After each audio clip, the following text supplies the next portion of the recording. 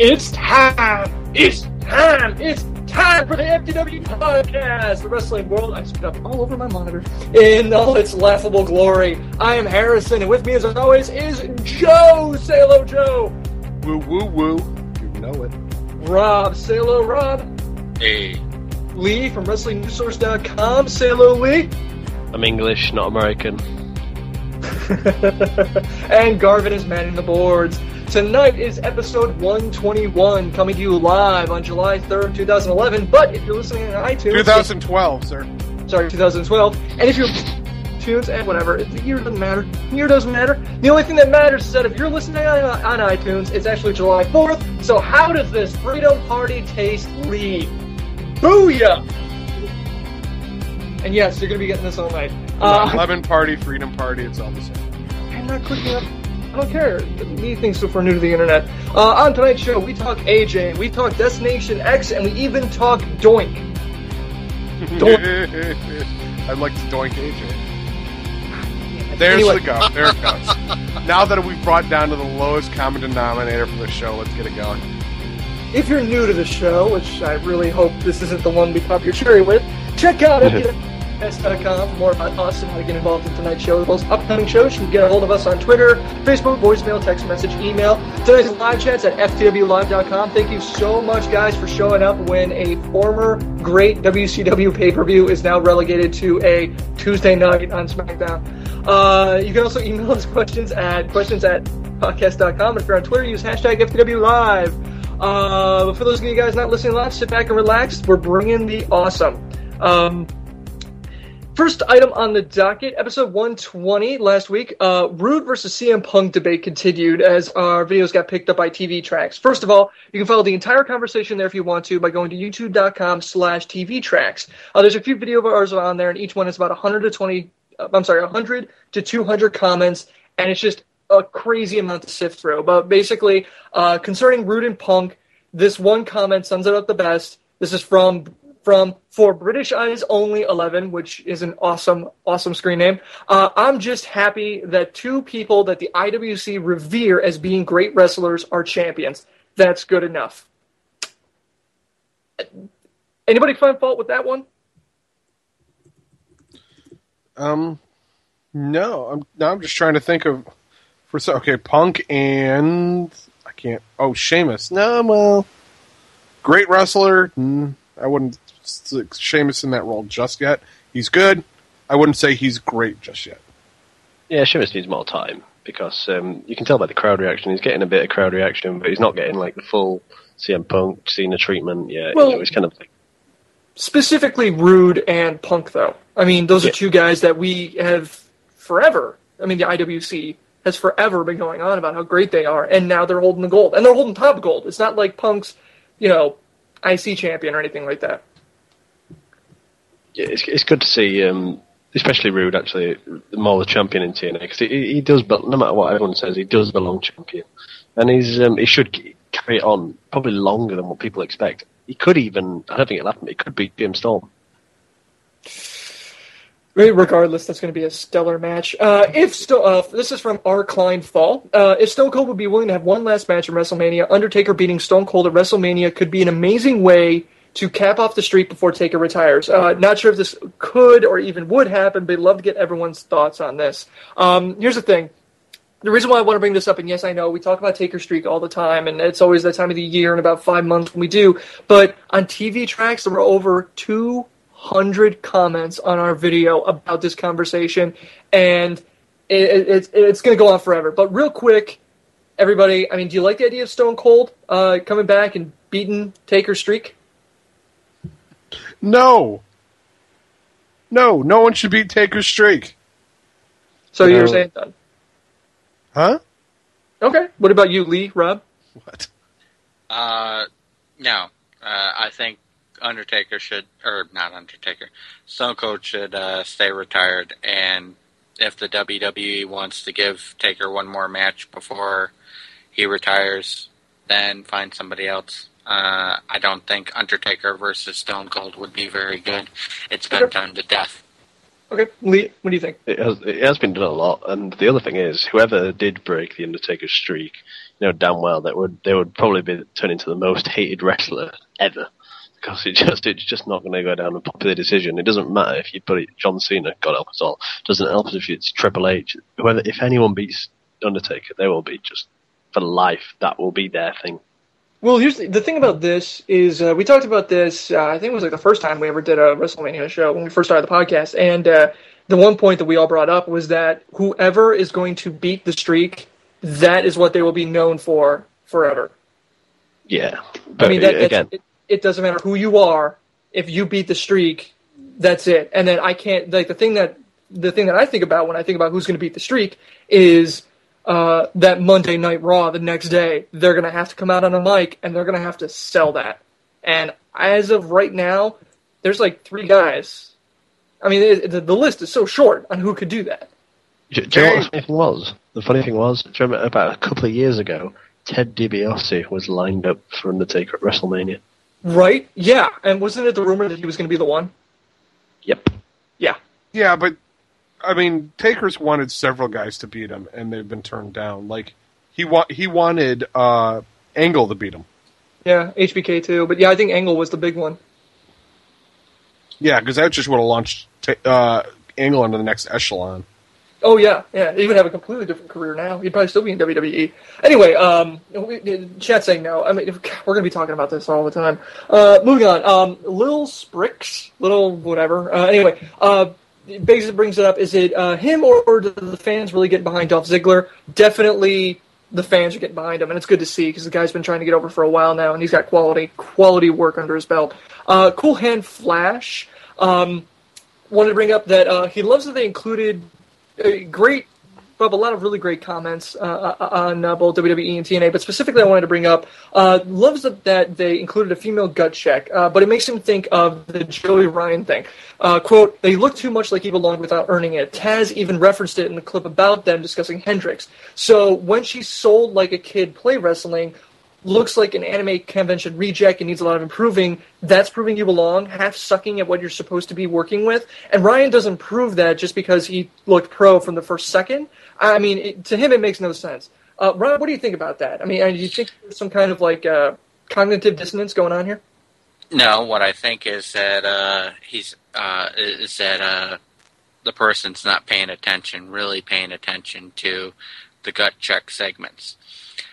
First of all, there's more to pro wrestling than being athletically talented, having a good moveset, having a gimmick, being good on the mic. These are all components, but you also have a job to do. In the case of Joey Ryan, that job was push Austin Aries. You have to make people believe that you're fighting not just the top guy in the X division, but one of the top wrestlers in the company. And Joey Ryan didn't do that. He decided to get 15 to 30 seconds by blowing the champion off. Okay. And in the case of Taylor Hendricks, I actually think she sold pretty well, especially covering up the botch Widow's Peak that Tara did. And TNA has shown on a couple of occasions with Brooke Tessmacher and with Lacey Von Erich that they can develop female wrestlers pretty quickly. Oh, yeah, absolutely. Okay, cool. All right. Wrestling Talker UK said something unbelievably offensive that I would never dare read on this show. Captain Monotone, basically about Money in the Bank being formed. Really, Lee? You're not even going to come after me about that one? Lame. I'm leaving you to it. I'm letting you have your moment. Don't worry.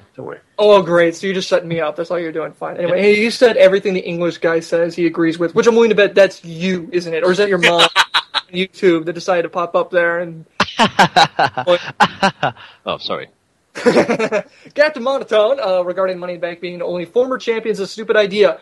Here we are. 2 things that we said on our show got the most comments. 1, Money in the Bank being former champions, whether or not you're pro or against it. And 2, AJ. First up, Money in the Bank.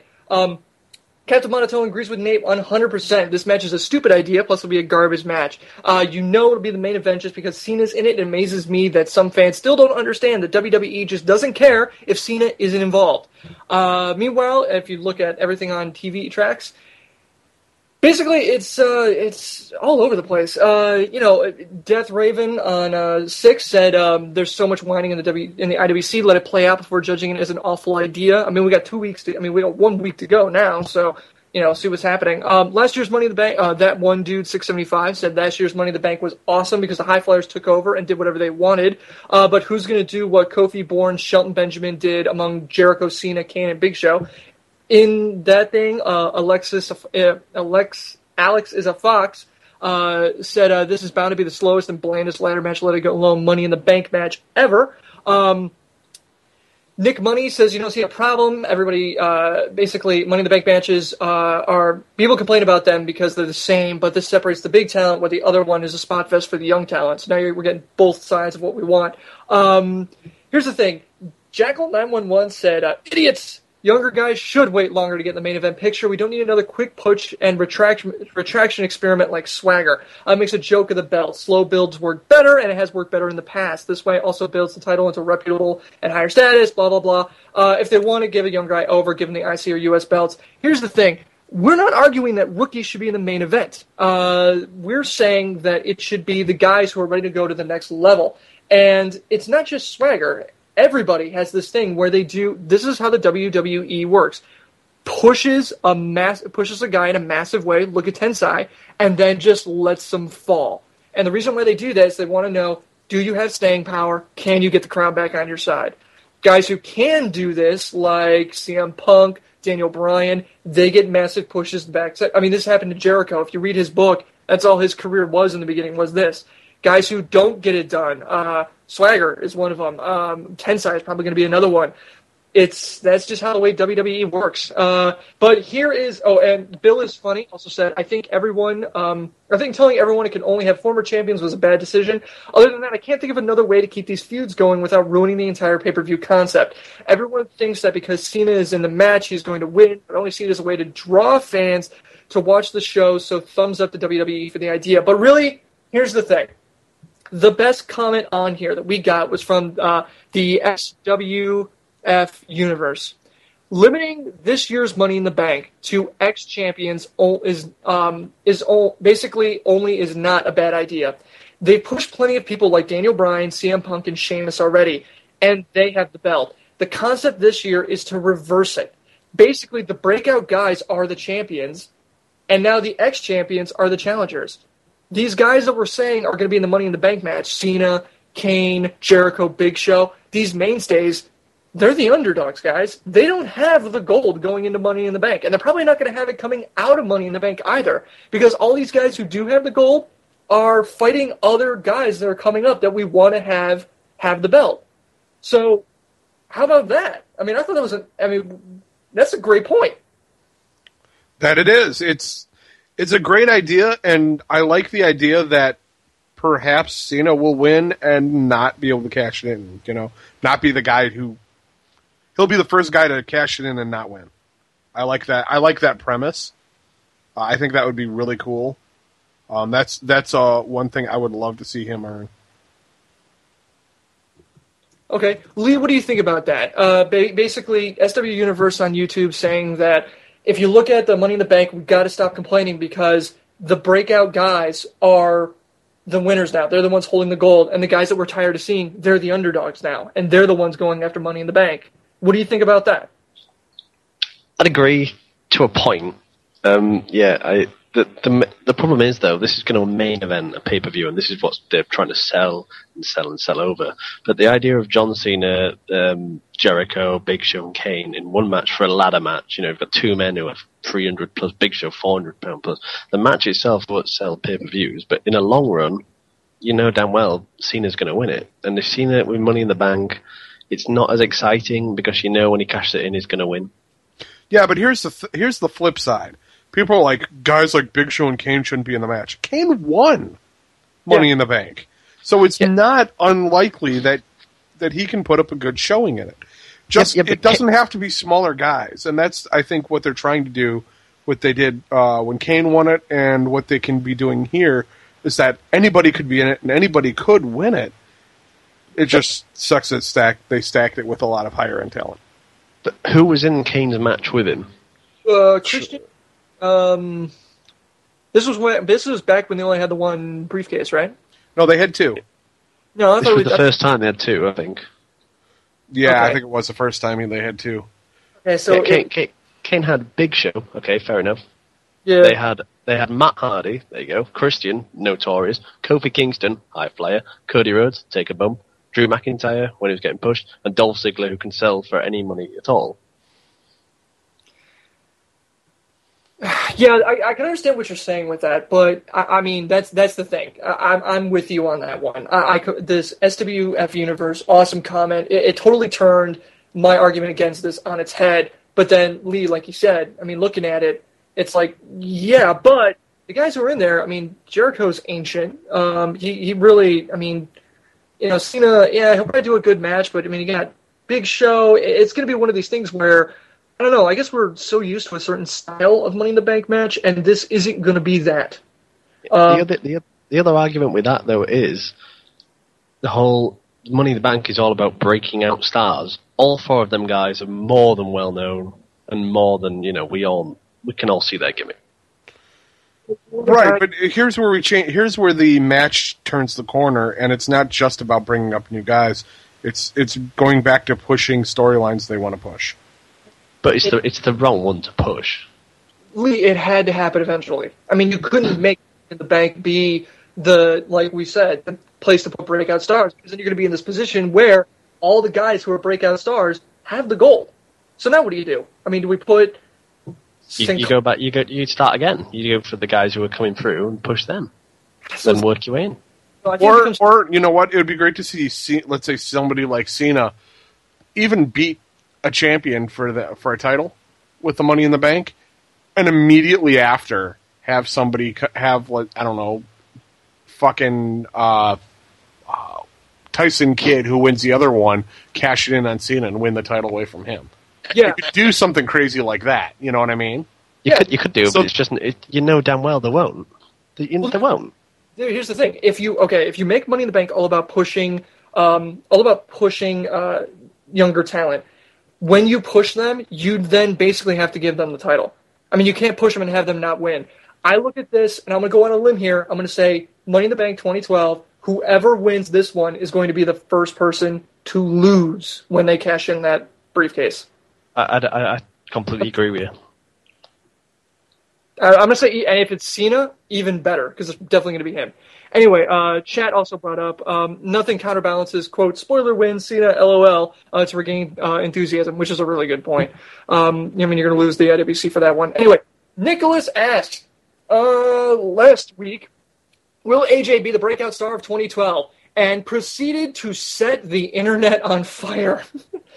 We responded, and here's what you guys said. Mania 17 Austin said AJ is actually good and could potentially get over big time as her character, represents a suburban female mindset, blah, blah, blah. But basically said, however, WWE need to stop making her pass around basically the bimbo hound for Kane, Bryan, and Punk, as it'll only damage AJ. For a gimmick like hers, it's important that she maintains control of a situation after previously losing control, and she would be over. Which really Here's my thing on that statement, though. Her character represents the suburban female mindset today. So you're saying every suburban female is batshit crazy? Well, no. I think that's... I mean, granted, it's pretty common around here, but... I think he's saying, that kind of like, fuck you, I'm doing what I want type of thing. I mean... What surprises me about this comment is the comment that the WWE needs to stop making her pass around bimbo hound. If you watch WWE, that's all the divas are. I mean, that is your job as a WWE diva. Yeah, I guess, especially when you put them in matches with the men, sure. But I mean, storyline-wise, when you look at it, with her being, around Kane, around Bryan, and around Punk, you don't want her to be basically the Village Bicycle, I mean, that's basically where he's... right, yeah, but have you seen her seat? The WWE has done this before. Now, granted, sometimes they've been forced to do it, like with the whole Edge Matt Hardy Lita situation. That was a real life situation that the WWE was forced to throw a storyline together to kind of gloss over. But the WWE's done stuff like this before. When women get involved with the male wrestlers, it always ends up being, for lack of a better term, soap opera. Yeah. I mean, you got to remember though, pro wrestling isn't about nuanced storylines. It's about taking situations like that, situations you would find basically about taking a soap opera and feeding it bath salts. Is really what pro. Just as you're saying this, the Great Khali is dancing with Layla in the most ridiculous fashion I've ever seen live. And there you are. Just as you mentioned this. Game, set, match, Harrison. Anyway, Smackdown spoiler. If you are not watching this live and you did DVR that's going to happen, so prepare yourself. From TV Tracks, the responses came in by the truckload on this one, and thank you again, Nicholas, for the question. The responses, honestly, were pretty polarized. For the yes, basically, people who wrote in said, basically, it was, funnily enough, the yes answers were mostly breaths of fresh air about how great she's doing with the Divas division being so terrible to watch. Most of these responses are basically cries for more divas like her, like Rob was saying. The Doors fan on YouTube, and I'm only reading this because she's a Doors fan. I'm a girl, and I think AJ would be the best women's champion. I like her far better than Kelly or Beth. AJ is cute, not a hoe, and she doesn't have fake boobs or is covered in makeup. As a young 13-year-old girl, that I'm not, I guess. What? Well, I was trying to segue that into a joke, but it didn't work. Anyway, I mean, maybe that's a voice that isn't being heard in for pro wrestling fans. I mean, I don't know. Anyway, three eyes. 83 said, AJ made the WWE title feud. She's gone farther than any diva in, 3 to 5 years, and she's only been on the air for a year. That's impressive. Night Dreamer 1 said AJ has handled her storyline very well compared to other divas. She deserves a breakout title for 2012. The character is clean, attacks all genre of audiences. She's handled her storyline and character better than everybody else, every other diva who's flopped. That dude, 675, says she's definitely the midway breakout star. He's echoing what Lee caught me with last week when we talked about it, basically saying she's the midway breakout star, but Dolph is going to basically be the constant main eventer with the way he's been going and the crowd getting behind him, which I agree with. I say, yeah, I mean, just because AJ can't win the WWE title. The nose. Other than the get back in the kitchen comments that people like to make because they all need attention and maybe they were hugged by their mom as a kid, or maybe they weren't hugged enough by their mom as a kid. I don't give a shit. Anyway, the no's that vast majority of them actually were bringing up the fact that she's riding on Daniel Bryan and CM Punk's waves instead of making her own. Rebel 180 brought up a really good point, saying you can't call someone a breakout star if they're mostly known for getting involved in other feuds. King MCF2 said, speaking of which, when was the last time she had a match, the Beach Royale excluded? She's been wrestling on SmackDown pretty consistently, and she always does a fantastic job. True. So, I mean, she is a phenomenal wrestler. And Filled 5000, here it is. It's funny how her popularity has nothing to do with wrestling. It's all about being cute. That's it. We're going to bring this up later on, but we do want to make a note. When we say a breakout star, we don't necessarily mean the next Rock or the next Cena or the next main eventer. She's had unexpected success in that she's involved in a top storyline and is really the main focal point of that storyline outside the WWE title. But yes, it would be nice to see her hold the Divas Championship and be more involved in more matches on her own. That's the thing. I mean, we're not saying she can win the WWE title because she's not going to, obviously. But yeah, I mean, she's great to watch. And if you look at where she was a year ago to where she is now, damn. All right, so we're going to dive right into Impact with both feet. Rob, Bound for Glory is totally heating up. Samoa Joe gets another win. Yes. That was probably my favorite moment of the matches on Impact this week was Samoa Joe, just beating the shit out of Bully Ray, getting the submission victory. And, he's only 9 points behind James Storm now. Okay, so what about the tag team title match. Daniels and Kaz defeating AJ and Kurt Angle to win the titles. Hang on.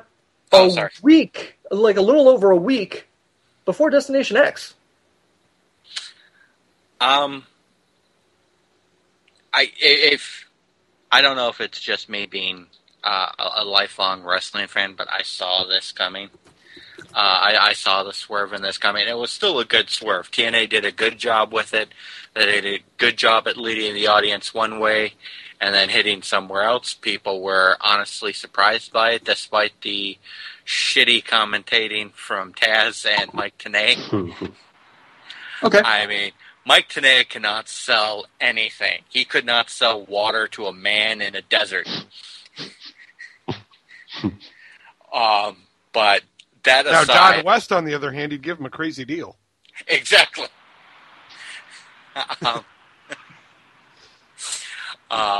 But outside of that, I thought it was a good match. I thought it was an interesting twist, and now we'll have to see what happens going into Destination X. Are they going to continue the tag team? I don't know. Merry-go-round, I guess, would be a good word. Yeah, that's a good way of describing it. Chat wants to ask, Chat's basically bringing up a point, a big difference for Samoa Joe from this year and last year's Bound for Glory series, which is true. Because if you look at the standings right now, James Storm's in the lead with 36 points, Samoa Joe's got 27, and then we have a 17-point drop to Kurt Angle at third. Yeah. I mean, this is shaping up to be, for me, best Bound for Glory in a while. Right. And you know, so TNA is really making it up to Samoa Joe for the shitty tournament they stuck him in last year. You know, he's got the crowd behind him again. You know, we're hearing that Joe's going to kill you. You know, and I love it. You know, he gets the win, just stands up, holds up the 10 fingers. You know, just staring into the camera like, yeah, 10 points, bitches. Yeah, exactly. That was an awesome moment. I just loved Joe beating Bully Ray. Jumping back over the tag team titles thing, though, the Kaz thing I think was a good move because they really pushed him to be, you know, pissed about having the wool over his eyes. It was a nice twist. I did enjoy that. Yeah, I enjoyed it too. But I just, like I said, maybe it's just the fact that I've been a fan of pro wrestling pretty much my entire life. But I kind of saw it coming because they did such a good job of pushing and being pissed. And 9 times out of 10, when a wrestling company starts laying on something like that, you're like, okay, this is going to go the other way. So, Rob, I do have one question for you in regards to one of the X Division tournament qualifying matches. Shoot. So the two guys who were supposed to go to WWE and fight Ryback ended up facing each other in the X Division tournament. Yeah. and Rashad Cameron and Mason Andrews. Well, what do you think? What do you think of that match? I was blown away by this match. When I first saw them come out, I'm like, this is going to be a goddamn train wreck. And then Mason Andrews jumps over the top rope, corkscrews in midair, and nails Cameron. These two put on a great match. If they're going to push Rashad Cameron farther in the tournament, he better learn some mic skills. Yeah. But his mic skills were really the only down point for this match. The two guys were extremely talented. Okay. I think it could have gone a bit longer. But they were pushing the BFG, so I could understand why they cut the match a bit short. True. Speaking of the Bound for Glory, before we move on, Rob, real quick, 3 guys currently have 0 points in the tournament. Bully Ray, AJ Styles, and Robbie E. Really, between the 3 of them, who do you think is going to be the first one to pick up points? AJ Styles. Really? You don't think Bully Ray? AJ Styles, man. What makes you say that? There's a reason they call him phenomenal. Yeah. That's it. What's with Robbie E? Yeah, why not Robbie E? No. No. I will be surprised if Robbie E picks up points the entire tournament. You're very biased. I am very clearly biased. against New Jersey. It's got to be a Chicago thing. No, seriously though, AJ over Bully Ray. You really don't think Bully Ray's going to do it first? Bully Ray's got a chance. I'll fully admit there's a chance that I'm going to be wrong. But if I had to pick But if I had to pick one out of them, I would go with AJ Styles. Hey, fair enough. I'm going to say I would agree with you, Rob. I think AJ is going to get more points. He's going to end up with Joe. points in Bully Ray only because Bully Ray has the Abyss issue. The Abyss Park issue. I think they're going to. I think they're going to focus on Bully Ray versus Joseph Park / Abyss. Yeah. I guess that's a good point. Yeah. Okay, so AJ's the one to climb out of the gutter. Chat saying Robbie E. AJ Styles storyline is more important than the Bound for Glory series. Yeah. SmackDown. Joe, what'd you think? What? Tons of Money in the Bank qualifiers. Yeah, I mean, while TNA's sitting there doing X Division qualifiers and BFG, we're getting the similar kind of thing over on SmackDown. I know, it's starting to actually feel like a real sport. I know. SmackDown tries to pick their abysmal ratings out of the gutter. Still one of the best shows on Spike. Or, I mean, on Sci-Fi. Yeah, I mean, that's not saying much. That's like saying Impact is the best show on Spike. What's its competition? Children. Well, no, it's true. I mean, especially when Sci-Fi's airing shows like Arachnoquake. Smackdown. Damn, Lee. Okay, look, we're hijacking Joe's time. This is very rude to him. We should allow him to speak. I'm sorry, Joe. Especially you're American, that's all. That's okay. We'll get revolutionary on you. So, Damian Sandow beat Zack Ryder. I'm not surprised by that one. I don't think anybody is. Tyson Kidd beat Jack Swagger. That one was a surprise, especially when they didn't even give Tyson Kidd an entrance. Yeah, really? Yeah, and then we're going to talk about that more on Raw, but yeah. Yeah. Santino Marella and Christian beat David Otunga and Cody Rhodes, so the winning team moves on to Money in the Bank. So you've got Santino Marella and fucking Money in the Bank. Why? I don't know. He wasn't in last year. He was in the year before, wasn't he? I don't know, but I just think it's a bad idea. Yeah. He's already got a title. He doesn't Money in need... the Bank needs comic relief. Yeah, mate, Christian's already got a title. So, I know. I was hoping Otunga and Rhodes would have won.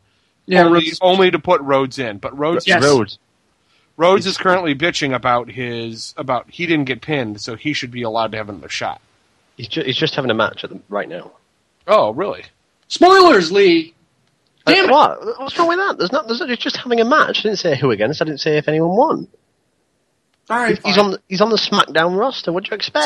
So if you want to see Cody Rhodes in a match, you need to watch SmackDown. No, don't watch SmackDown right now. We're doing Friday. a show. No, damn it! Come on. On Friday, you fuck. Okay, so yeah, Ryback beat two guys. Tensai beat Justin Gabriel. And Sheamus defeated Alberto Del Rio and Dolph Ziggler to retain the World Heavyweight Championship. You know, I think the highlight out of there, or the thing to bring out of that championship match, is one thing. Del Rio and Ziggler carried Sheamus to that match. You know... He was there in the beginning. He was gone through the middle, laying on the outside the ring, and he came in just in the end to pick up the win. Yeah. That weakens your champion. Yeah. I suspect that's got a lot to do with agents booking him rather than that looking it like he did. Yeah, I would say it's more likely. I think there's a reason Alberto Del Rio is being pushed like that against Sheamus, and in all the backstage segments, when they're in an office, his face is on the poster for Money in the Bank. I really think Alberto Del Rio is ready to have a banner 2012 from here on out, and I think we're kind of starting to see the starts of it. Yeah. Okay, so Layla versus AJ, we had... looking at that match, Joe, do you think AJ is finally ready to kind of like stand up on her own? A lot more than Layla is. Yeah. I don't think Layla should have the title. I think she's sloppy. I think that they just pushed her because people recognized her. And I don't think she ever recovered from her injury. I think in addition to the sloppiness, her persistent injury is one reason we haven't seen her a lot. But I don't think WWE have done her any favours by not giving her any time on TV, though, to be fair. Yeah, but it's that bloody accent. What accent? What's wrong here? Oh, geez, Jesus Christ! You're supposed to get pissed tomorrow, not tonight. All right, just listen for one night. That's all I ask. Lee, it'll air tomorrow. This is going to air tomorrow, so if you were listening, I mean, it's going to be on iTunes tomorrow. So people are going to listen to it. They're going to be listening to it while they're cooking hot dogs, remembering about when we kicked your ass across the Atlantic. You know, if my country beat another country and you did whatever, the last thing I'd want to hear is your voice via a fucking megaphone or speaker or whatever anyone's listening to. That's the last person I would want to listen to. Yeah, I mean, granted, Lee, we don't want to hear him right now. Let's be honest. All right. Anyway, enough of monopolizing Joe's time on SmackDown. Lee's silly little country. Go to Raw. Joe, anything else about SmackDown, buddy? No. Go to Raw. All right. So Raw. Here's the thing about Raw. It started basically like an '80s reunion, kind of like an '80s sitcom reunion. Basically, there was interruption set up, catchphrase, interruption set up, catchphrase. It was really, really weird as far as the segment, but it got the crowd over and whatever. Big 8-man tag team match, which was kind of fun to watch. Basically, here's the thing. This Raw was a mainline dose of Teddy Long brand booking injected directly into our tear ducts as it was tag match after tag match after tag match. I am literally shaking from withdrawal right now. It basically, I mean, I was almost trying to book my dogs into a mixed breed tag match for a shot at the IC title. I mean, that's all Raw was. I love that Brodus even has his dancers when he interrupts a match. I think that's awesome. I really hope they're on retainer with him, so when he takes them whenever he goes to like the dentist or grocery shopping, they're just following behind him, doing the wing thing with their arms, trying to check out. Basically, the end of the 4x4 match had shovels being passed around so they could bury the hell out of Otunga. I don't know what is going to happen to that guy, but he was.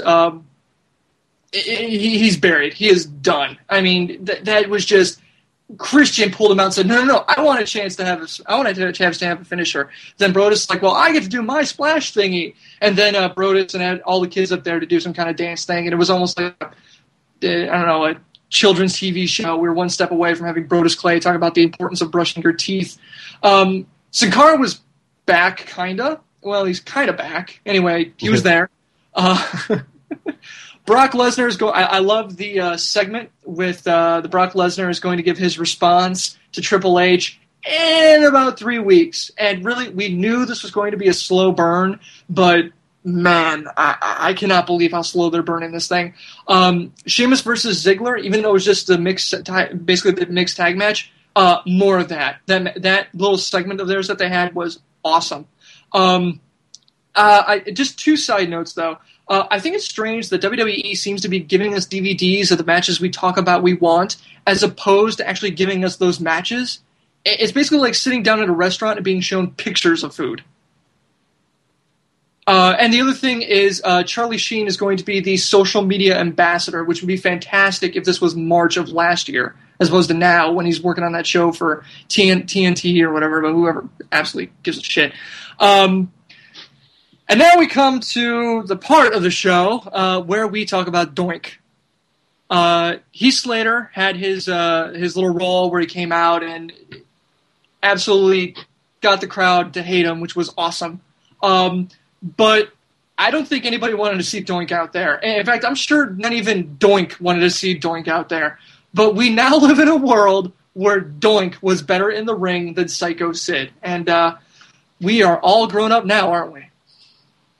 Steve Lombardi.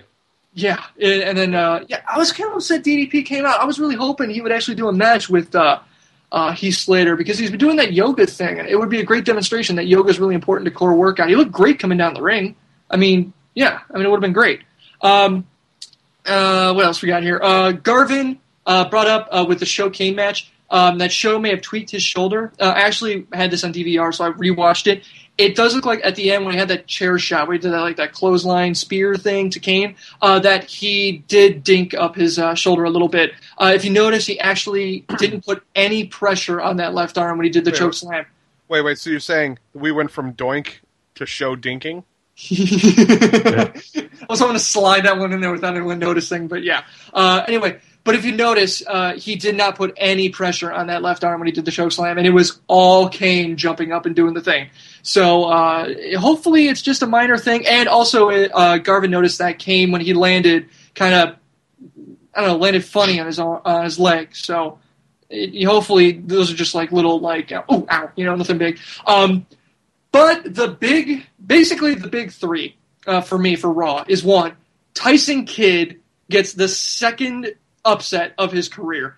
Hey, remember when Tensai was supposed to be the next huge thing that made even Cena quake in his boots? It's the same thing we've always seen. You get the highs, and WWE breaks you down so they can see if you can take you back up. And the way you do that is you have Tyson, I swear, I kind of remember that guy, Kidd, beating you on Raw. How about them apples? It's a good move. It's a good move. I mean, it was quick. It was nice and quick. It shows Tyson Kidd's crafty and pushes him for Money in the Bank.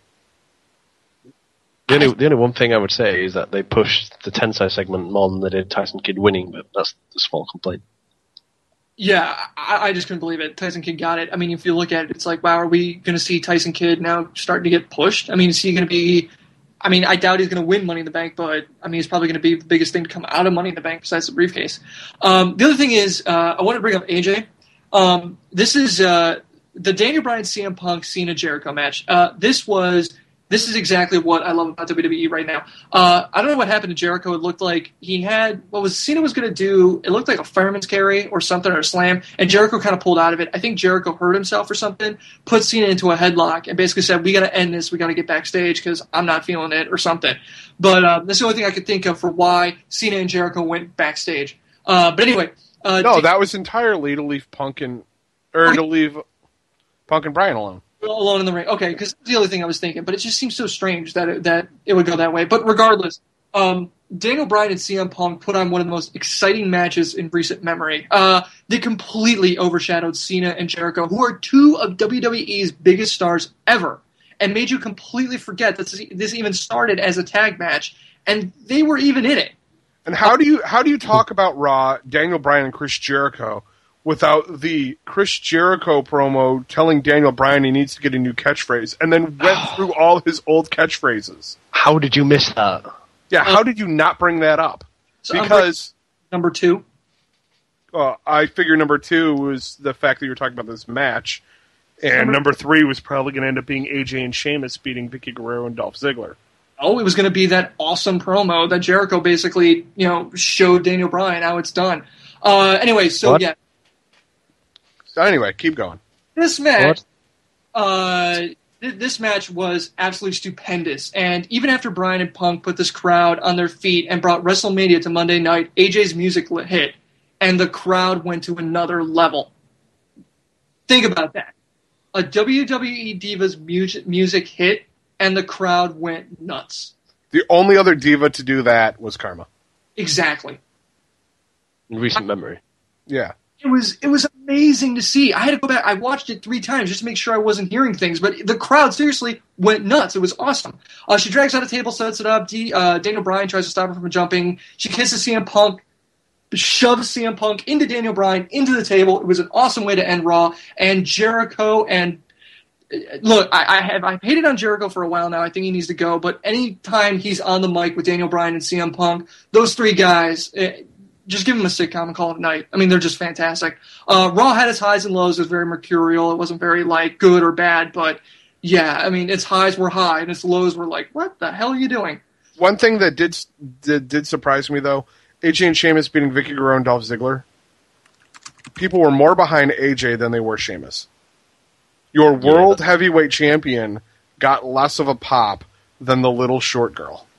They've picked up on it. They have picked up on it, definitely, because they know. The only reason that the main event, they got rid of John Cena and Jericho, is they actually pushed, for the first time in ages, they pushed Punk, Bryan, and AJ as the main thing on Raw, and it works, and everyone's raving and ramped about it. And Sheamus he isn't getting the crowd heat. He isn't getting, up to even AJ level. And that's the way I felt about his entire title run. Yeah, I mean, well, it's true. I mean, he's not got. But I think Daniel Bryan has hurt it because at WrestleMania, everybody wanted to see Daniel Bryan and him wrestle in 18 seconds. He's not become a heel, but he's kind of been, ever since then, a bit, No,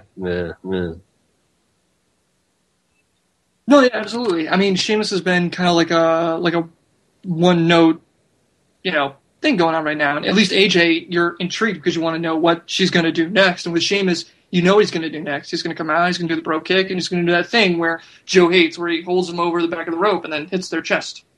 it's kind of like Del Rio. Del Rio is pretty much the same, isn't it? Yeah, but it works better for Del Rio, I think. Well, no one wants to watch Del Rio. It would work I do. for Del Rio if it wasn't somebody else's gimmick. Blatantly somebody else's gimmick. Yeah, that's actually a good point. All right, so now it's time for Ask, wait for it, FTW. It's time for quick hits. For those of you guys new to the show, basically what we're going to do is we're going to take the comments you send in, put them in here. We're going to give our opinion in 30 seconds or less. It's going to be awesome. You can ask us questions by emailing questions at ftwpodcast.com or send us a tweet to @FTWpodcast using the hashtag AskFTW. And you can post on our Facebook wall, facebook.com/FTWpodcast. This one comes from our very own Garvin. Here's the thing. We don't like talking about this kind of stuff a lot, so you're going to have to kind of thread the needle with us. As we all know, John Cena's getting a divorce. Here's the thing. Kenny Doane is speaking out against Cena as an adulterer. People are coming out of the woodwork to villainize him.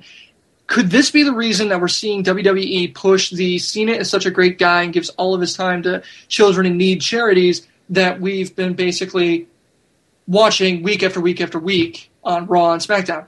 All these things that he's been doing, I mean, come on, put your tinfoil hats on for a minute. For the last year, was this all in preparation for these attacks and this impending divorce? Is WWE trying to salvage Cena's image, or are these attacks from bitter castaways? What do you think, Joe?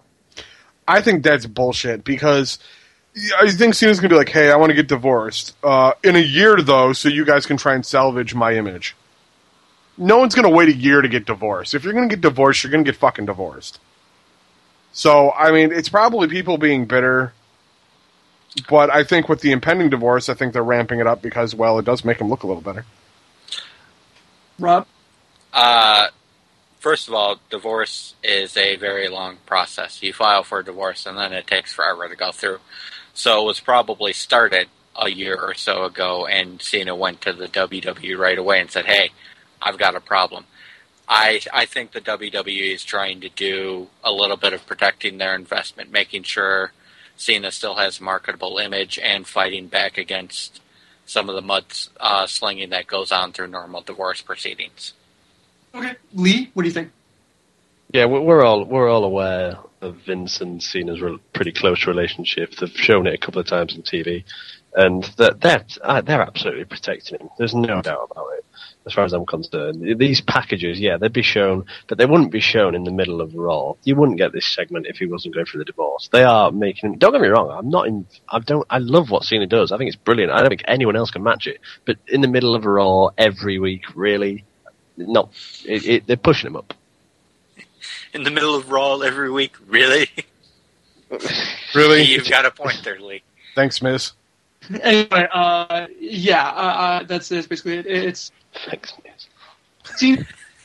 I'm the most watched FTW member ever. Thank you. I doubt that. I think you'll find that it was the Miz's gimmick, and that is now my gimmick. You're gonna go Miz honest? You can't go Miz honest. I live like less than 10 miles from where Miz grew up. Oh my god! Right, sorry, gimmick scrapped. I live by. Apparently, that means I got to chop off a leg. Espen, the Mark's Facebook group says, so pretty much everyone who's appeared on Gut Check gets a job with TNA, even if we're not supposed to know about it. Where do I apply? What do you think about that one, Joe? Yeah, I would apply down at Universal Studios because that's where they tape. Rob, what do you think? Actually, if you pay attention to TNA Wrestling, you can go on ImpactWrestling.com. They have a big, long application that you can fill out, but you need stuff like where you were trained and internet video of your matches and everything. You have to prove to these guys you're an actual wrestler. Outside of that, yeah, sign me up. Lee, what do you think?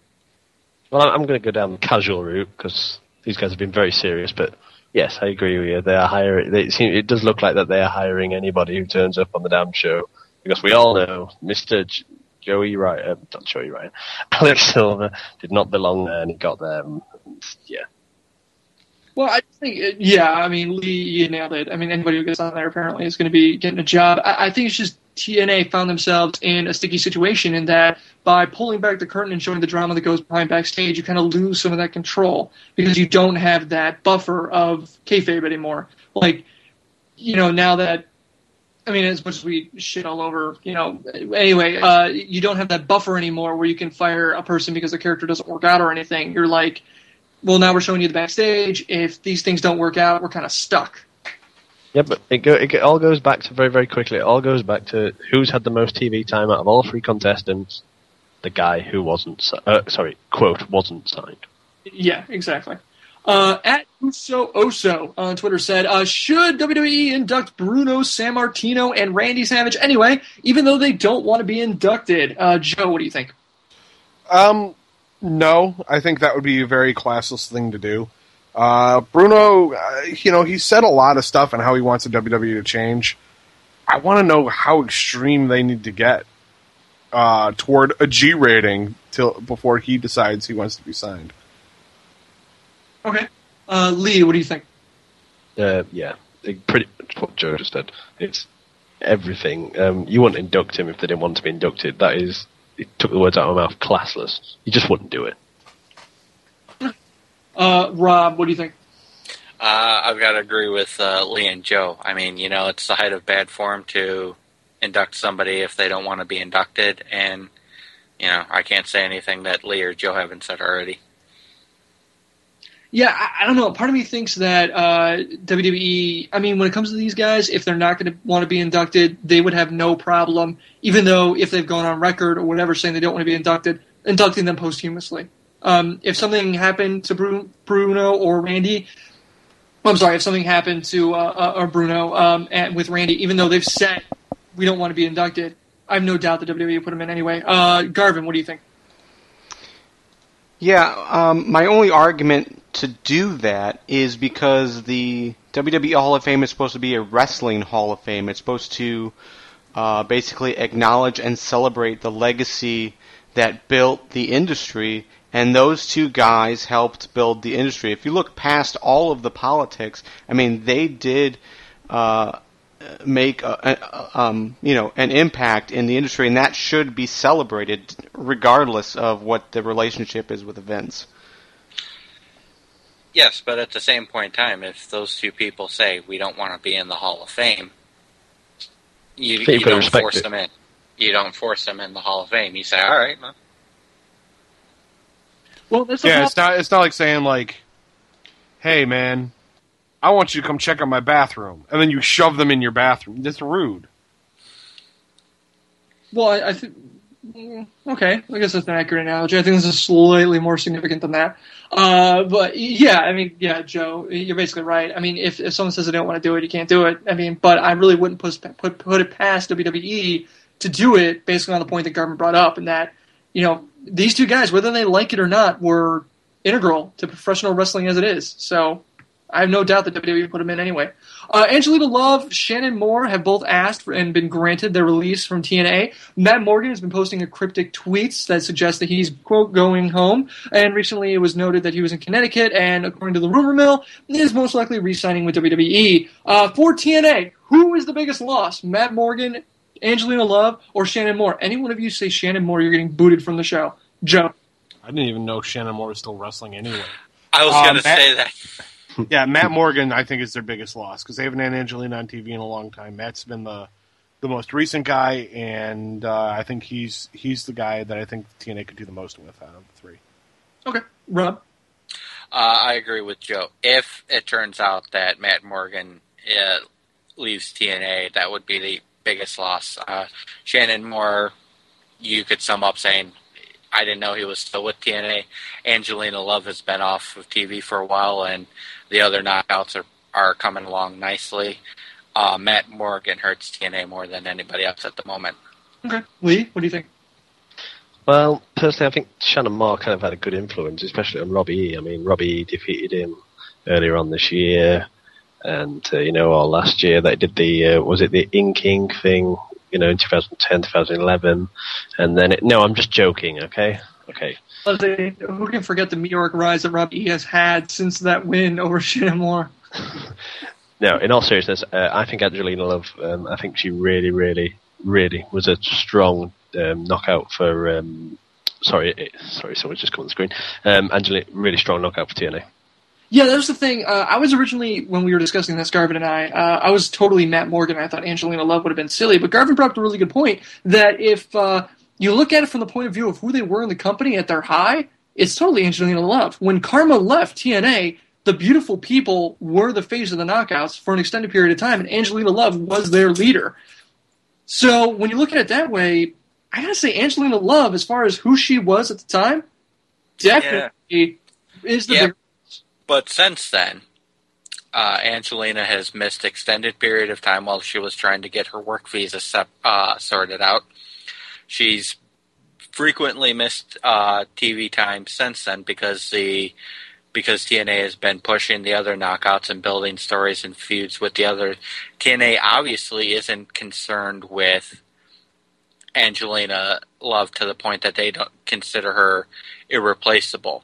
Matt Morgan has been one of the guys they've pushed. TNA has actually saved Matt Morgan's career. If it wasn't for TNA, he would have just been one of those guys who ended up in the never was column of WWE. Okay. Chat's saying, the Angelina split was reportedly amicable. So definitely there's an open door there, just like with ODB before. So yeah, that's a really good point. That's a really good point. Maybe we'll see Angelina Love in the future. Do you think that Doink the Clown, I can't believe Garvin brought this up, do you think that Doink the Clown is timeless enough to survive today if, for whatever reason, they decided to bring back the character full time? Before you scoff, Santino. Joe.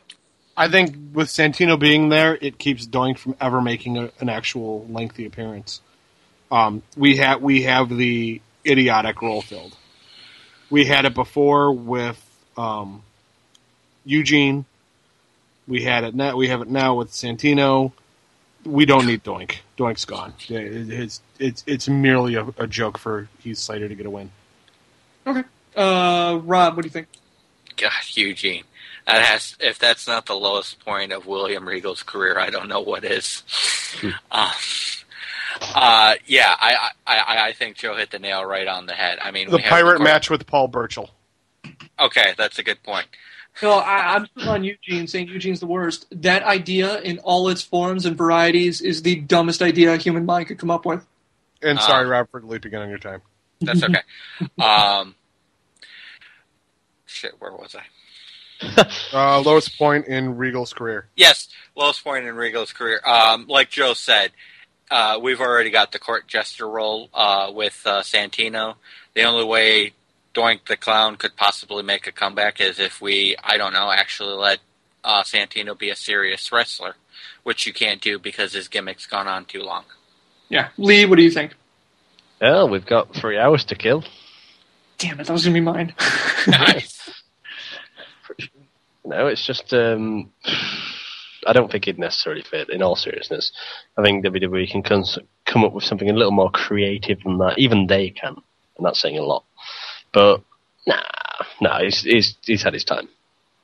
Yeah, you say that, but of all the legends that Heath Slater has had to face, he definitely looked the best.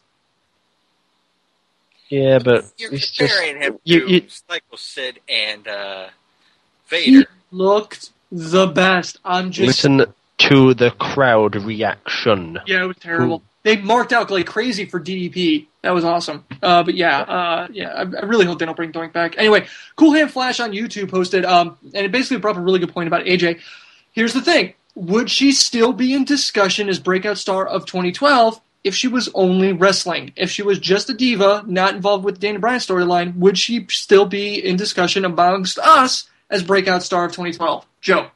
No, she wouldn't, and that's part of the thing. She's working the whole around gimmick, and the out of ring bit is really what's propelling her. Although her in ring work is getting better, and the crazy thing's working. Okay. Lee, what do you think? Yep, she's come in with two of the best things going in WWE, CM Punk and Daniel Bryan. She already had a kickstart with that, and then she's interfered, and she is just, her facial expressions, her act, her even wrestling, just the whole gimmick itself has absolutely worked spot on. It really is spot on. It's one of the best things we have seen in years from WWE, just in terms of one character, because she can play it so well. Okay, Rob, what do you think? Well, like I said during my Impact segment, there's more to professional wrestling than just one thing. One of the reasons why I think AJ is the breakout star and not Dolph Ziggler is because if we were just going by ring work, no, AJ wouldn't be in the discussion. But wrestling is more than ring work. It's what you do outside of the ring, what you do with storylines. And AJ is hitting home runs every time she's out there. Dolph Ziggler is great in the ring, not so good with storylines.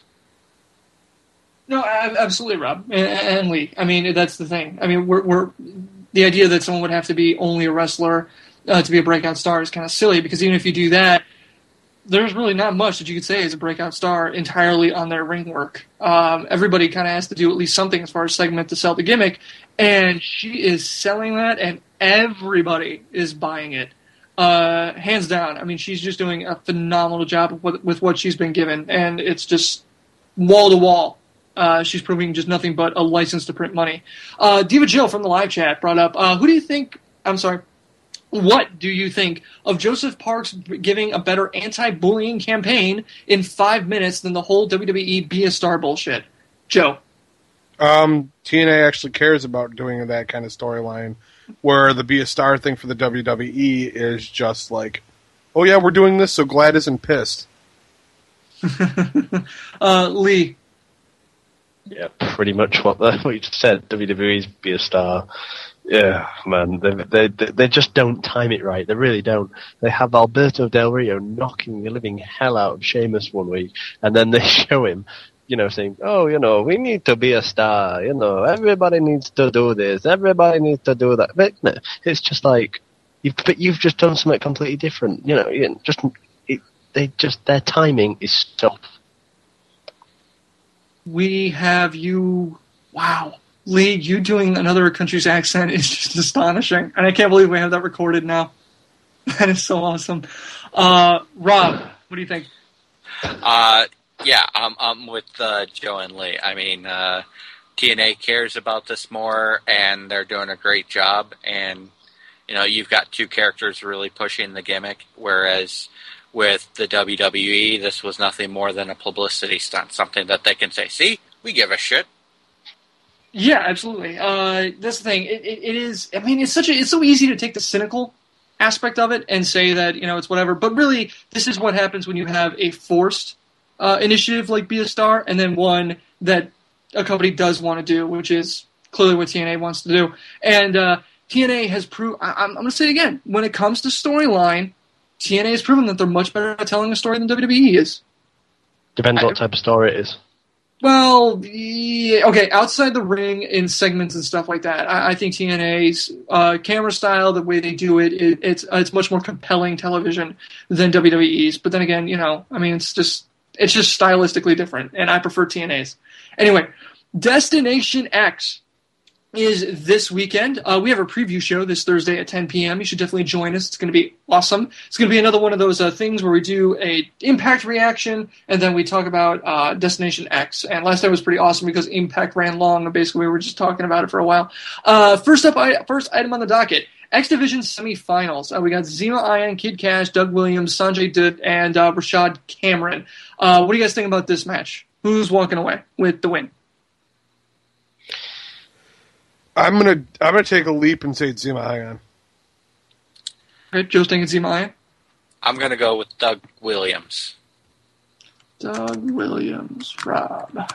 I'm not sure. I'm not sure. I think it's going to be someone else. I'd want to wait until Thursday. Okay, so you're going to pull that one. Well, if you look at them all, you can always change your mind later. Isn't it like a law that you have to support British wrestlers? I would never support British wrestlers. Don't be so stupid. Okay. Just for the record, if anybody's listening, I do like British wrestling. I would go for, just for the hell of it, Rashid Cameron. Okay, thank you for not picking Kid Cash, who jumped on the I Hate British bandwagon. I Hate British bandwagon. Yeah, I'm surprised you didn't pick him, actually. I'm not going to pick him. He's bandwagon. He's totally, he's riding my coattails. No. Just like normal. He can fend for himself. Kid Cash, I'm not going to go into it. He knows what he did. That's all I'm going to say. He's got my number. He can call. He knows what he did. Christopher Daniels versus AJ Styles for the last man standing match. Who's taking who? I'm going to go with AJ Styles. Rob's taking AJ. I'm taking AJ as well. I'm taking the Fallen Angel, baby. Ooh, you're going for Daniels, huh? Yep. All right. I figured out that code. Lee? Quite clearly, Harrison's got AJ, so I'm going Christopher Daniels. No, it's if Garvin has one, you pick the other one, and he actually just picked AJ. Damn it. That's okay, then. Damn it. Okay. Kurt Angle versus Samoa Joe, Bound for Glory series. I gotta be honest. Match of the night? Definite match of the night candidate. Joe, Lee? I'm taking my namesake. Okay. Lee, who you taking? I'm going to go... Damn, this is a hard one. I don't really care, just because it'll be so good. I'm gonna say Kurt Angle. Okay. Why do you say Kurt Angle? Just because, if I remember rightly, he's quite low on the actual table, isn't he?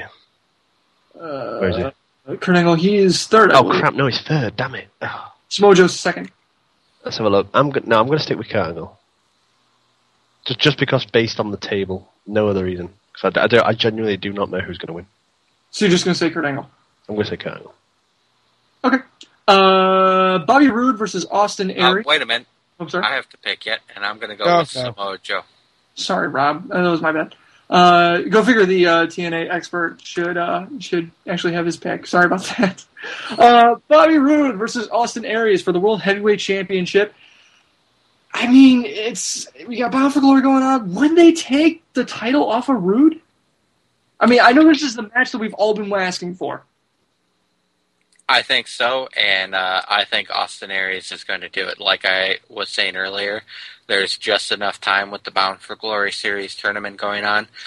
This would be the time to take the belt from Roode and have him chase the belt, get it back before the Bound for Glory series tournament, and then have this showdown with Roode. What Rob said. Okay, so that's Rob, Joe. Yeah, I'm going to take Austin Aries just because that I really want him to win because this is like the FTW universe anointing someone as the next breakout. Because from the beginning we have said, and our fans have said, that Austin Aries is the next breakout star of TNA. And if he wins and just is successful, that would just be awesome. Lee, you with us? Yeah, I'm just thinking, it all depends what happens on Thursday. I might change this. I'm going to stick with Roode for the meantime, but I might change that Thursday. Oh my lord. Sorry. Okay. Smackdown spoiler. Sorry, continue. Okay, chat's running with Aries, so yeah, like I said, the FTW universe, we want to anoint somebody. Real quick news. Maxine asked for and was granted her release from WWE. If you don't remember who that is, there you go. Mark. And I don't, so. There you go. Mark Henry and Rey Mysterio are both set to return to the 1,000th episode of Raw, so 2 big returns on that night. That's going to be a hell of a show. Just like all the things that they're teasing for it and everything. Mark Henry and Rey Mysterio coming back. Okay, time for win fail. For those, well, let's just roll right into it. Women wrestlers aren't getting paid? Why do you do a job? Here is your win. You do any job, and fail is to fucking get paid! of the week. Wins of the week. Joe, your win of the week. All right, so I've gathered a plethora of wins, one of which I'm leaving out. I've got 2 left. AJ's ring attire on SmackDown, the plaid pattern in her shorts, when she got rolled up, there was basically a target made for anybody attempting to impregnate her, and it made me laugh. The other thing was Booker T actually acknowledging that Damien Sandow is very closely emulating the Leaping Lanny Poffo gimmick, or the Genius, whatever you want to call him. That's my wins. Wait, he's emulating. Oh, I see what you mean. Yeah. Okay. Yeah. He's doing the Genius gimmick, the Lanny Poffo gimmick. Yeah. Okay. Well, yeah, that's a really good point. Yeah. Well, hey. Like, Booker T actually said something interesting. Yeah. Yeah. Okay. That's what the win was. I'm sorry, you lost me because I was like, well, if he's doing the gimmick, he's been doing that for a while. You're welcome. All right. Lee, your win of the week. It's going to be AJ, and are we just counting the last week here? Yeah, whatever. The week that's just gone by. Okay, I'm just going to count AJ for the amazing Raw segment, but I have got next week's win set up right now. All right. Nice. Rob, your win of the week. Go. Samoa Joe just beating the shit out of Bully Ray. I really like that TNA's pushing him and finally giving him a chance to be a serious contender again. That's cool. My win is the fact that No Holds Barred is coming back to DVD. What? Yes. Yeah. Released today. Blu-ray, DVD, No Holds Barred, Hogan vs. Zeus. Yes. Is this the film I could have downloaded about years ago? Yep. Yeah. Yep. Right, Now okay. you can own it and have it take physical space in your house, which, Lee, you must do.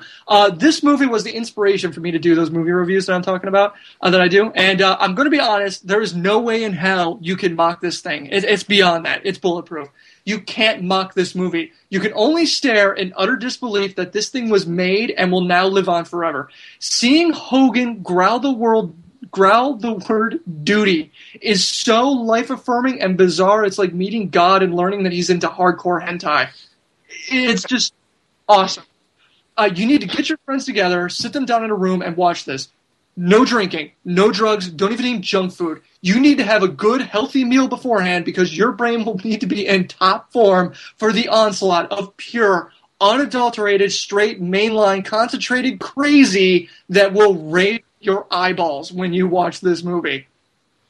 Well, we've been talking for the past hour about professional wrestling now, and the most excited you've sounded all night is about some shit film that was made about 15 years ago. Not a shit. This is not a shit movie, Lee. This movie It's is the shit movie. It's the shit movie. It is. Plan 9 from Outer Space can suck a dick because Oh God, it's so much better than that. It's like everything. It's perfect. It's perfect. Is the only way I is can it describe better than The Room?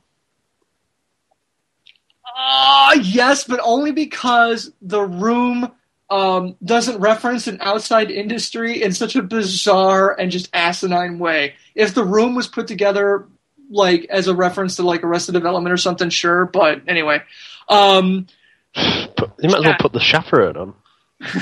from the chat, my win. Samoa Joe is having more points than last year's Bound for Glory series. Already having more points. Win Jericho giving advice via promo, which was awesome. Also win No Holds Barred. Yes. The DDP giving the cutter. I don't know. I think that's kind of a fail. And Diva Jill saying via Twitter, I'm into hardcore hentai. Does that make me God? No, but it makes you very interested and I'm sure very fun at parties. Fails of the week. Joe, your fail of the week. My fail of the week is WWE recycling Tiffany's theme for Layla. I don't like it. What? You remember Tiffany? Familiar? Yeah. They use her old theme for Layla now. They dropped the fabulous, the flawless thing with Michelle McCool, and they're now using Tiffany's theme. That's my fail of the week. All right, I didn't know that. Familiar? All right. Lee, your fail of the week. It's probably going to go to Bruno Sammartino actually, because I don't believe. Why would you not? I know you've got your feelings against Vince and you've got your own opinions. Why would you deny yourself that honor? You know, you can make amends for one night, can't you? I think he's really, really. I think he's missed out on an opportunity there. Yeah, that's a really, really, really good point. Rob, your fail of the week. My fail of the week has to be the WWE continuing to push Layla as the Divas champion. Fair play. It is kind of hard to imagine when you see AJ doing what she's doing, and then Layla's the one holding the gold. It's like, yeah, Rob, good point. My fail is the fact that DDP comes out. I got super pumped, and yeah, that's all we got was a cut. What else did you need? I wanted to see a match. I wanted to see DDP because look, the guy's been. Here's the thing: DDP's been doing, yoga. He's been taking care of himself. He looked in great shape when he went up there, and I was really hoping that we'd actually see a Legends match that didn't suck against Heath Slater, and we didn't get that. I do want to do a special shout out though to Gary from Facebook, who pointed out last week that Joe laughed at him for thinking that Heath Slater's streak would ever end. And then one week later. Okay, you got to understand though. I didn't know Doink was even going to be considered. If had I even fathomed that Doink would actually face him in a match, I would gladly say the streak would have been broken. That is such bullshit that you would say Doink would be the one to break that streak. No way in hell. We told you Doink was going to be on last week. You went, yeah, the streak's still going on. My ass, you would say that you would come back on that. No, it'd be like the WrestleMania video game. He'll bring out the giant hand, the hand buzzer, and shock the guy. This is again very appropriate because legends are arriving like mad on Smackdown just as we talk. Spoilers, Lee. Damn it. It's not a spoiler. I've not said who it is. Damn it. Sorry, everyone. Cena's Inherent, from the chat, Cena's Inherent need to use everything in WWE to get him over. In before AJ kisses Cena. Layla in general. And another fail in Sheamus burying the heels right before a pay-per-view. Which I think they did last time, too. All right. But to take it away from here is Joe with last week's question of the week. Take it away, Joe. All right, so last week I asked the question of the week, which was, what's a better move, the stunner or a cutter, and why? So DDP making appearance on Raw, perfectly well timed. Thank you, WWE, for timing that perfectly for me. I had a lot of runners up for this T-shirt, like Mario Sacedo from the TV Tracks video, where we asked this question. He says a cutter because you can hit it from out of nowhere, hit it from any angle possible, and the stunner was always the same damn sequence. It got stale and repetitive after a while. Very, very good point. Zahir from Facebook, it's hard to say depending on what you started watching, whether it was WCW or WWE. Stunner's obviously more familiar to newer wrestling fans and marks who've watched wrestling since whenever. But in his opinion, you'd have to say the stunner. It's a predictable move that you know is coming from the kick to the crotch or kick to the gut. But it's way more effective than the cutter. Yada yada yada. So he's saying the stunner. Don Tony DiBlasi from TV Tracks. Don Tony's got himself his own little podcast. It's a pretty good one too. Yeah, he's got his own podcast. Keep it up, dude. He says, I prefer a gun. That's the ultimate finisher. Ain't no one coming back from that one. Gazalbone1990 on YouTube says he thinks the stunner because you can do it when drinking beer, walking a dog, and eating a burger with barbecue sauce and also lots of it. The cutter, you can't do it with a dog. My rebuttal, ask my dogs. They eat cutters every day. I have seen it. You can give a Boston Terrier a cutter. Yes, you can. It's funny when you go to slam him too and you tell him to tuck, he tucks his head so he doesn't get a neck injury. Yeah. Springfield from TV Tracks, he says easy cutter. It's got a lot more variations. You can't do a stunner off the top rope, for instance. Rebuttal to that one, watch the first ECW One Night Stand. Mikey Whipwreck hits a whippersnapper off the top rope. It's beautiful. It's truly worth watching. And if anybody's got my copy of ECW One Night Stand, I'd like it back, please. Breaking Kayfabe on Twitter says Stunner became a pop culture artifact and helped concrete the notion that wrestling was cool. What more can fans want? Sir Grio from TV Tracks. Steve Austin made the Stunner into something. Without him, the move is nothing. Diamond Dallas Page, Randy Orton, Tommy Dreamer, Matt Hardy, and of course, the one who made the cutter famous, Spike Dudley with the Dudley Dog, or the acid drop. Literally anyone can create a great finisher out of the cutter. Austin is a better superstar than all those people, but judging on the move itself, the cutter is clearly better. Right. I don't know.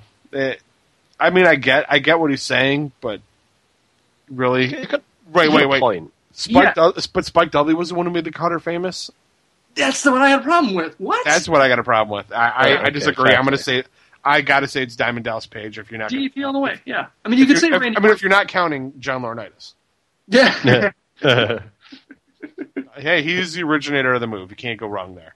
But the winner, Diet Freeman 42718, posted in our video on TV Tracks. He says the cutter for the following reasons. The cutter came before the stunner. The cutter can come out of nowhere as the stunner can be seen coming.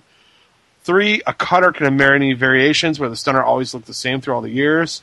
And number 4, it's the only thing Johnny Ace has done for wrestling. So, Diet Freeman 42718, hit us up. You did this through YouTube.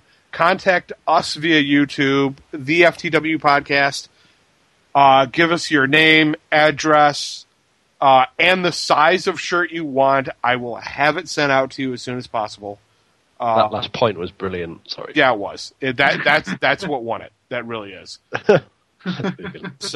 So yeah, contact us through YouTube only because that way I know it's you and not some jackass emailing in saying that they're you, and then you're like, hey, where the fuck's my shirt? And I'll be like, no, I don't know. I sent it to you, and you're like, but that's not your name, and you got the whole thing. Which was a Craigslist situation. I know number 4 is a really good point that Johnny Ace is everything's done for wrestling, but number 3 is a really good point. I mean, I've seen this. I mean, you can see the cutter getting hit from, guys leaping off the top rope. I mean, you can hit that from anywhere. I mean, the stunner, you got to get him, boot him in the gut first, and then hit him. So yeah, it's kind of predictable.